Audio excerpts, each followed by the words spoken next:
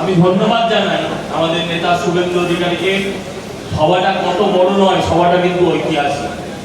অনেকেই বলছিলেন, অনেকেই এখানে বসে বলছিলেন যে আমরা প্রতি আক্রমণ করব না। ঠিক ততক্ষণ অব্দি বলা যায় যতক্ষণ আমার নিজের ঘরে না বুঝায়।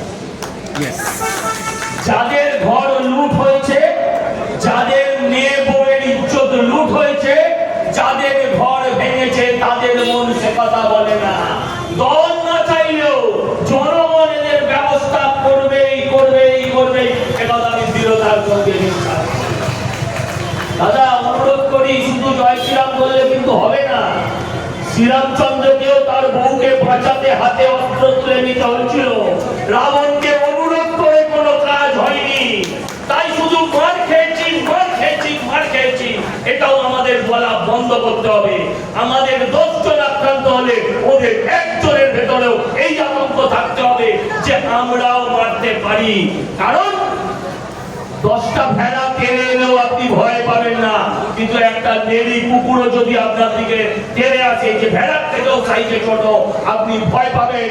কারণ ওই নেড়ি কুকুরটা আপনাকে কামড়াতে পারে, ভেড়ার সিং থাকলেও মুখোতে জানে না। তাই মাথায় রাখুন যে আক্রমণের প্রতি আক্রমণ থাকবে থাকবে থাকবে, তবেই আমরা বাঁচতে পারবো।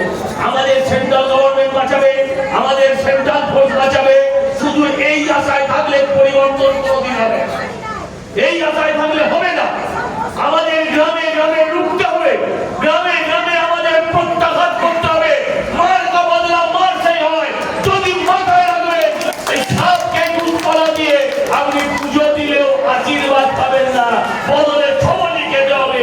সাপের একটাই নতুন, তার মাথা তার ফোনা লাঠি দিয়ে মেরে ভাঙতে হবে। তাই আমি অনুরোধ করবো আপনাদের কাছে, শুধু মার খেয়েছি বাড়ি ছেড়েছি না, ওদেরও যাতে 2-4টে করে বাড়ি ছাড়া হয় সেদিকে নজর রাখুন।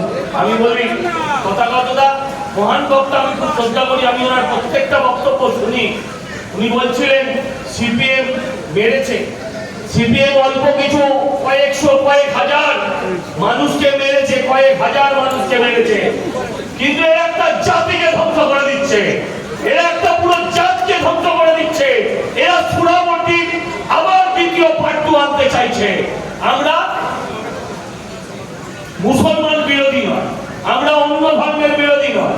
হিন্দুত্ব শেখায় বড় ধর্ম সহিষ্ণুতার কথা, কিন্তু আমরা তো সহিষ্ণুতা তখন দেখাবো আগে তো নিজের ধর্মকে রক্ষা করব, নিজের মা ভাই বোন জাতকে রক্ষা করব, তারপর তো অন্যকে সহ্য করবো, অন্যকে সম্মান করবো।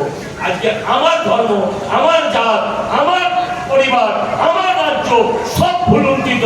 তাই অনুরোধ করব, স্বামী বিবেকানন্দের ভাষায় উৎকৃষ্ট জাগ্রত আর প্রাপ্য করার নিবদত, মানে ওঠো জাগো আর নিজের হিসাবটা নিজেই বুঝে নাও। একথা বলে শুভেন্দু অধিকারীকে আরেকবার অভিনন্দন নয় প্রণাম জানাচ্ছি।